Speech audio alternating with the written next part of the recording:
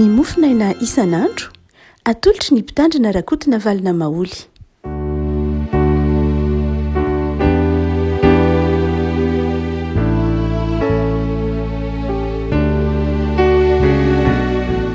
Almarahaba tsika rehefa komalala tratra ty alarobia fa 7 ny volana may ity.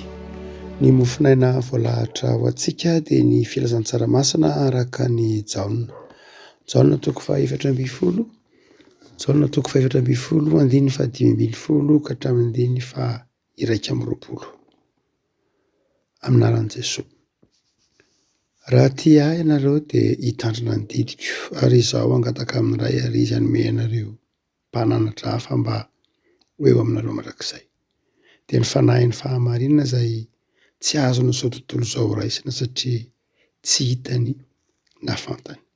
Fa ianareo no mahafantatra satria mitoetra ao aminareo izy ary ao anatinareo.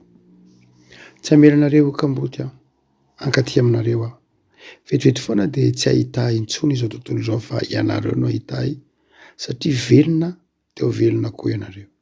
Amin'izany andro izany dia ho fantatrareo fa izaho ao amin'ndraiko ary ianareo ato amiko ka izaho ao aminareo.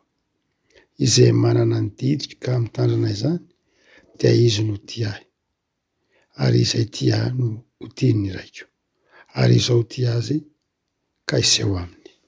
Ray masina manamasinana ny fahamarinana ny teninao no fahamarinana. Amen. Teny fampanantenana, teny fanomezan-toky no ataon'i Jesosy amin'ity jaona toko fa 7 ity. Teny fampiononana, teny fampahirizana. Mandrakariva aza moa rehefa ao anatin'ny fahoriana dia ity jaona toko fa 7 ity no matetika izay andrenesantsika na vakiantsika amin'ny fotoam-pivavahana. Ary dia ao anatin'izany no ho zara mofinaina ho antsika nandaharan'ny sampana sekoly Alahady Fobeasy. Teny fanomezan-toky. Saingy teny fanomezan-toky izay miankina manokana amin'i Jesosy. Teny fanomezan-toky izay ny fahatanterahany dia miankina amin'i Jesosy. Miankina amin'ny sitrapon'Andriamanitra. Tsy dia niankina loatra amin'izay mety ho toetra ny mpianatra fa tena niankina madio amin'i Jesosy. Saingy na dia niankina tamin'i Jesosy ary izany, izany fanomezan-toky sy teny fampahirizana, teny fampanantenana izany dia miantefa kosa manokana amin'ny olona tian'i Jesosy. Hoy izy, raha tia ahy ianareo. Izany hoe ny fampahirizan'ny tompo ato dia mitodika manokana amin'ny olona tia azy. Matetika tsika eto manazava satria betsaka ny nandray ny mampifangaro ny hoe satria ve Andriamanitra fitiavana dia afaka mampahery ny olona rehetra izy. Marina izany tokoa. Indraindray everisika hoe Andriamanitra fitiavana dia mahazo fampahirizana daholo ny olona rehetra eto ambonin'ny tany na mivavaka na tsy mivavaka. Na koa hoe Andriamanitra ange fitiavana ka nahoana izy no hiangatra, ka nahoana izy no tsy ny olona rehetra no tiaviny. Marina avokoa izany rehetra izany. Fa ny mazava dia izao, izay tian'i Jesosy, izay tian'Andriamanitra dia ampanantenan'Andriamanitra fampahirizana manokana. Tsy hoe izay tsy tian'Andriamanitra akory dia arian'Andriamanitra. Io lay resahan'ny Calvin hoe à providence, izany hoe na ahoana dia misy foana ny famindrampon'Andriamanitra, misy ny fitiavan'Andriamanitra miatraika amin'ny olona rehetra na ratsy fanahy izy na tsara fanahy. Mamposaka ny masoandro ny amin'ny ratsy fanahy sy ny tsara fanahy Andriamanitra. Tsy hoe ny tsara fanahy ihany no omen'Andriamanitra masoandro, ny ratsy fanahy dia ataony maizina, na ny tsara fanahy ihany no omen'Andriamanitra orana sy rano, fa ny ratsy fanahy dia avelany tratry ny tangazana eny. Tsy izay loatra. Fa misy ilay hoe fitiavan'Andriamanitra miatraika amin'izao tontolo izao. Fitiavan'Andriamanitra miatraika amin'ny olombelona rehetra. Fa izao misy kosa na ahoana izay tenin'ny tompo eto ny hoe fitiavana manokana izay andrasan'ny tompo amin'ny olona zay ty azy. Ka amin'ny andininy zay toeam-piadanantsika ty ara de tsika amakafaka amina lafin-javatra vitsivitsy hoe inona moary ny teny ampanantenain'ny tompo anao manokana, inona ny fanomeza toky omen'ny tompo anao manokana, inona ny toky omen'ny tompo anao manokana de ho anao zay ty azy, ho atsika zay ty azy. Tapany voalohany dia izy manao hoe izaho angataka amin'ny ray izay tian'Andriamanitra de izaho manana an' Jesoa mangataka ho azy ao amin'Andriamanitra. Amin'ny andavanandrotsika de misy fotoantsika indraindray mitady olona mba hampanelanelana amin'ny fiainana. Ohatra hoe mba nareo ve mba mahafantatra andraniny, mba mahafantatra mpampianatra ve nareo, mba mahafantatra mba hampio re mba hiresaka andranina fa tsy hoe miresaka indraindray tsika fanaontsika indraindray mitady namana, indraindray mitady mpanelanelana, indraindray mety mitady olona mihitsy re mba hampio hoe mba hiresaka andranina, mba hampio hoe mba eto Jesoa dia ny teny manao hoe raha ohatra nge ty ahy ianareo de zao manjary manana ataoko amin'ny teny frantsay hoe accès ao amin'Andriamanitra. Andriamanitra dia loharano ny zavatra rehetra. Ao amin'Andriamanitra no ipoirany zavatra rehetra, loharano ny zavatra rehetra, ny fiainana nahary zao rehetra zao Andriamanitra. Manana accès na manana fahafahana miditra ao amin'izany Andriamanitra tompony hery sy ny fahefany zany ianao amin'ny alalan'i Jesoa. Jesoa zany lay varavarana ahafahanao miditra ao amin'izany Andriamanitra ray zany. Rehefa tsy ao amin'izany varavarana zany anao de tsy tafiditra ao anatin'izany Andriamanitra izany.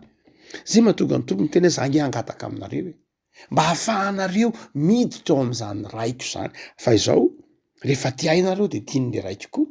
Mazava ery ambany ery, raha ty ahy ianareo de zao ny raiko koa dia ho ty azy andininy faraika amby roapolo. Ravako malala isan'ny amin'ny malagasy tranainy dia zany Andriamanitra zany amin'ny tôlo malagasy de lavitra be mino an'Andriamanitra ny tôlo, mino ny fisin'Andriamanitra ny tôlo. Fa izao Andriamanitra inaccessible, Andriamanitra tsy azon'ny olona idirana, lavitra be, tsy takatry ny saina, misy fa tsy fantatra mazava sy ny sisa rehetra. Tsy misy malagasy tsy hino an'Andriamanitra. Saingy zao lavitra be lay Andriamanitra rain' Jesoa koa ve io mbola saro-patarana. Fa izao nino ny fisin'Andriamanitra Bary izy, nataony hoe Zanahary, nataony hoe Andriananahary, nataony Andriamanitra sy ny sisa rehetra. Fa izao tsy takatry ny saina izy any an-danitra ve izy asa tsy fantatry ny tôlo malagasy zany. Fa ny fantatry ny tôlo malagasy de ny hoe misy ny razana zay nanelanelana ny olona tamin'Andriamanitra, zay ny finoany. Zay fantatsika fa tsy rehefa maty ny olona ny razana tsy mitady, tsy afaka manelanelana mihitsy amin'ny olona sy Andriamanitra ny razana. Finoana nentim-paharazana malagasy fotsiny ihany zany. Fa izao i Jesoa eto misy ny tena afaka manelanelana anao amin'Andriamanitra, misy ny tetezana ahafahanao miditra ao amin'izany Andriamanitra izany dia Jesoa. Afako raha tian'i Jesoa ianao de tian'Andriamanitra, ary rehefa tian'Andriamanitra ianao de izao tafiditra ao amin'izany fiainana mandrakizay, tafiditra ao amin'izany fiainana sy fifaliana ampanantenan'Andriamanitra. De lay Andriamanitra Bary, lay Andriamanitra nampisy zao rehetra zao, lay Andriamanitra ny tenen'ny mpanao salama hoe any Jehova ny tany zay rehetra ho aminy. Ao amin'izany Andriamanitra zany isika rehefa tian'i Jesoa. Ary hoy Jesoa manao hoe zaho mangataka amin'ny ray, manana mpanelanelana, manana alalana amin'Andriamanitra isika. Ary rehefa ao amin'Andriamanitra isika, rehefa tian'i Jesoa isika de zao Jesoa ange mangataka ao atsika, mifona ao atsika, mitaraina ao atsika. Fa ny faharoa zay aseho an-Jaona ihany eto manao hoe inona moa ny fampanantenana omen'i Jesoa an'izay ty azy, dia Jesoa mangataka ho azy eo anatren'Andriamanitra. Fa ny faharoa de zao Jesoa koa manome toky fa anome mpananatra, mpanolontsaina. Manome toky Jesoa manao hoe raha ty ahy nge ianareo, raha ty ahy ianareo de zao homeko anareo irahina ho anareo ny mpananatra na ny fanahy masina. Rehefa miteny hoe mpananatra isika dia betsaka ny voambolana zay asehony amin'ny andininy am'ty andininy ity, ndray atao hoe mpanampy, mpampahery, solovava, parakleto miteny grika. Zany hoe lay olona afaka mampahery anao anatin'ny fotoana ilanao azy, le fanahy masina. Le fanahy masin'Andriamanitra, le mpananatra dia lay Andriamanitra mitoetra aminao, mampitraka anao amin'ny fotoana rehetra.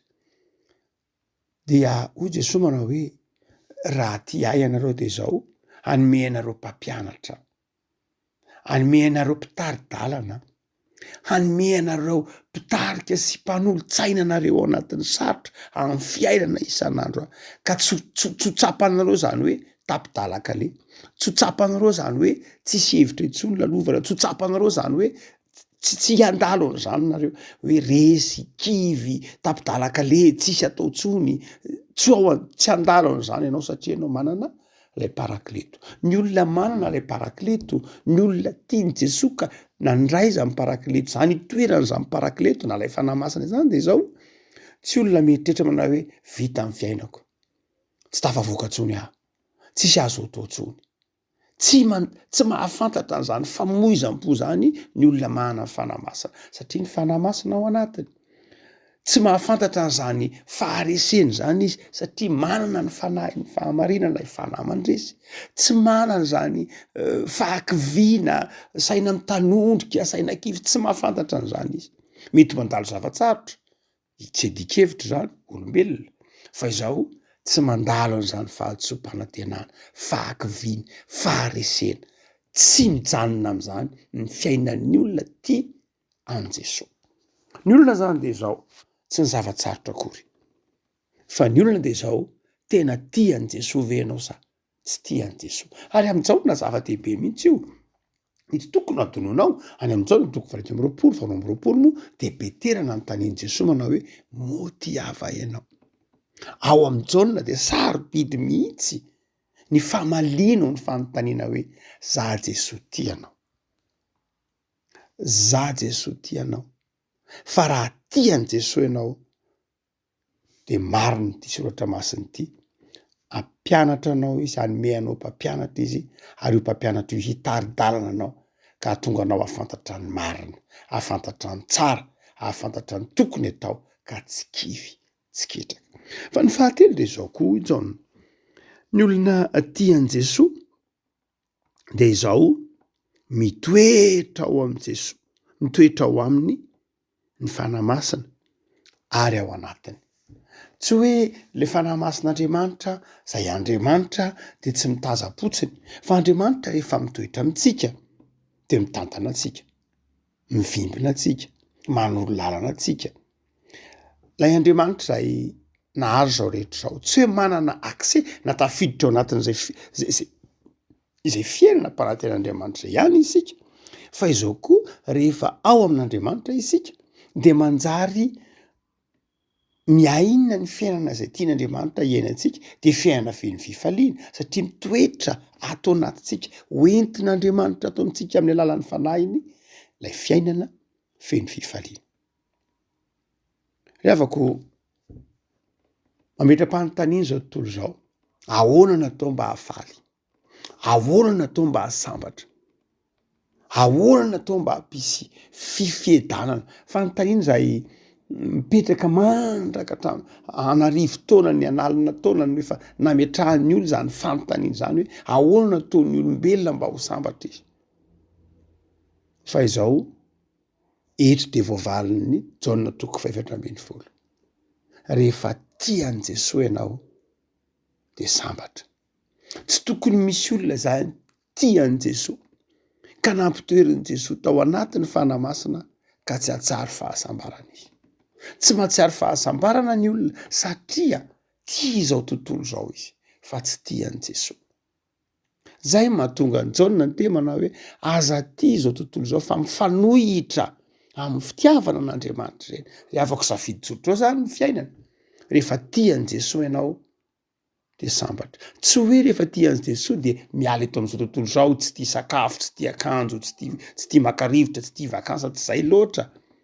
Fa Jesosy no tianao voalohany indrindra. Reny rehetreny zavatra omeny Jesosy.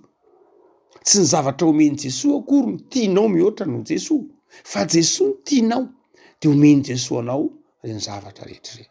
Satria ao anatinao Andriamanitra, de ilay Andriamanitra manan-kare-pahasoavana. Fa ny faefatra dia ho Jesosy tsy amelanareo kambody ahy. Rehefa tian' Jesosy anao de zao, tsy amelanareo ho kambody ahy. Ny dikateny sasany de manao an'io manao hoe tsy amelanareo ho tahaka ny kambody ahy. Tsy amelanareo ho tahaka ny kambody ahy. Ary mbola misy ary hoe mihintsy ilay izy, tsy amelanareo mihintsy ho tahaka ny kambody ahy. Inona moa ny kambody? Ny kambody teo amin'ny Jiosy fantatry ny Jiosy tsara ny fahorian'ny olona kambody. Fa sady indraindray tsy hatrano tsy hatranondreny, tsy mandova, miankina amin'ny fiarahamonina, miankina amin'ny hafa, fantrana, tsy manana identité, tsy manana zay maizy azy. De Jesosy tsy amelanareo tahaka izany. Tsy hanary ianao ka hahatonga anao hanjenjena.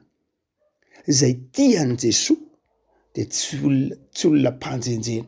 Zay tian' Jesosy de olona manana zay maizy azy. Zay tian' Jesosy de tsy avela no irery zany ao anatin'ny sarotra. Tsy avela no irery zany amin'ny tany fandalovany ty. Fa manana zoky, manana ianteherana. Ravako malala, tian' Jesosy raha hoe itsika sa tsy tian' Jesosy. Ny fitiavana an' Jesosy de safidy ao am-po. Ny fitiavana an' Jesosy de safidy ao an-tsaina. Ny fitiavana an' Jesosy de fanapahan-kevitra ankehitriny ny hoe za tianao Jesosy. Ary rehefa tian' Jesosy anao de matoky. Fa tsy hanary anao izy na rahoviana na rahoviana. Tsy hanao anao tahaka ny kambody izy ka tonga anao ho tsisy anarana, ho manjenjeny ety amin'ny zao tontolo zao ty, na ho irery ety amin'izao tontolo zao ty. Ary ny farany indrindra zay asehony ety andininy ity de izao: izay tian' Jesosy de manjary ho tian'Andriamanitra. Izay tian' Jesosy de manjary tian'Andriamanitra. Ry havako, mazava ho azy, mikatona no tenintsika manao hoe boucler, mikatona lay bokla. Iny andikan'izany, enao tian' Jesosy, Jesosy tianao, ary Andriamanitra tianao. Ry havako malala, zava-dehibe ara lay hoe enao tian' Jesosy de manjary tian'Andriamanitra. Lay Andriamanitra izay tafasaraka tamin'ny olombelona, miverina any amin'ny Genesisy 3 isika, rehefa tafasaraka tamin'ny olombelona Andriamanitra, inona moa ny zavatra nitranga? Nahantra ny olona, nitanjaka izy, nisasatra izy. Ary rehefa nisasatra izy de ny tany aza naniry tsilo, zany hoe ny asa fivelomany aza nanjary nampangiry firy azy. Lay asa mahafinaritra ao amin'ny Genesisy 3:10 ny tenenan'ny Soatra Masina hoe ary Andriamanitra namponina ny olombelona tao amin'ny sahedena mba hiasa sy hitandrina azy. Ilay zao tontolo zao toerana mahafinaritra, ilay zao tontolo zao toerana zay lay asa mahafinaritra talohan'ny diran'ny fahotana iny, ny asa nge nahafinaritra e. Fa saingy zao rehefa niditra amin'ny fahotana de naniry tsilo ny tany. No filazan'ny Soatra Masina azy zany hoe nanjary nanohitra ny olombelona ny zavaboary, ka nanjary ny atsembohan'ny olona, ny sasatra ny olona, ny jaly ny olona, satria nanota ny olona. Ary hoy ny bokin'ny Genesisy hoe de noroahina ny ala tao amin'ny sahedena ny olona, ka navela nanjenjena tany ivelan'ny sahedena. De eto rehefa tian'i Jesosy ianao de tian'Andriamanitra de averiny ao amin'ilay sahedena, averiny ao indray. Ka na ny asanao ara manjary mahafinaritra anao. Rehefa tian'Andriamanitra ianao de io asa fivelomanao io manjary asa mahafinaritra anao. Manjary ataon'Andriamanitra mahafinaritra anao na ny asa, ataon'Andriamanitra manjary mahafinaritra anao na ny fiainana. Ny zava-dehibe zany de izao: tian'Andriamanitra, tian' Jesosy ve ianao? Fa rehefa tian'Andriamanitra ianao, manana fahefan'Andriamanitra hamboatra an'izao rehetra zao mba hasambatra anao. Ry havako, fanapahan-kevitra tsotra fotsiny zao zany io. Mety ezara ho tian'i Jesosy. hoy Jesosy, raha tia ahy ianareo dia hitandrina ny didiko. Fa izao ny olona tiany Jesosy dia mitandrina ny didin'i Jesosy, dia tandremo ny didin'i Jesosy, dia ho tonga aminao. Zay rehetra nampanantenaina teo. Inona moa ny didin'i Jesosy? Didin'i Jesosy efa nambarany fitiavana namana, fitiavana an'Andriamanitra. Afaka malala androtry ny fifidianana tsika ity alarobia ity, dia mivavaka mba hanjaka ato-pontsika ny fitiavana an' Jesosy, mba hanjaka ato-pontsika ny fitandremana ny didin'i Jesosy, mba hanjaka ato-pontsika ny finoana fa tiantsika Jesosy ary mampanantena fiainana sy fifaliana ho antsika. Hivavaka sika. Tompo amin'izao zahay fa ny teninao dia teny velona, teny mitaky fankatoavana, teny mitona anay ho tianao Jesosy.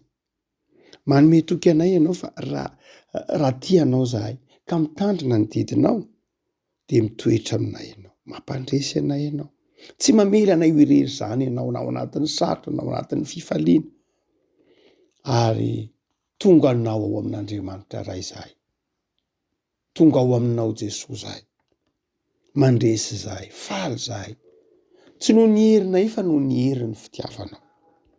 Tompo amin'izao alarobia izao dia miatrika fifidianana ny vahoaka malagasy. Saotra Tompo, no nanomezanao anay tanindrazana, nanomezanao anay mpiray tanindrazana, nanomezanao anay tany sarobidy tahaka ny Madagasikara. Dia hifidy ireo mpanapa-kevitra, ireo mpanao lalàna, ireo fahefana mpanao lalàna ao amin'izany rafitra mpanao lalàna izany zahay.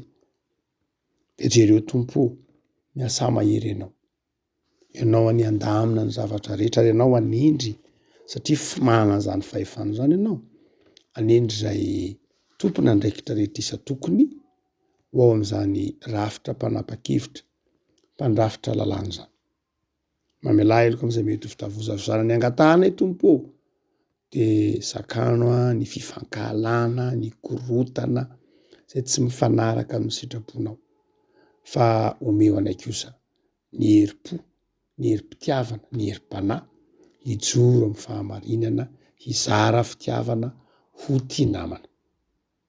Vavaka izay Tompo, ho an'ny malagasy rehetra, ampahirezy ho endry, ho vahoaka miasa, mahatoky, miezaka, indrindra matahotra anao Andriamanitra, tianao Jesosy.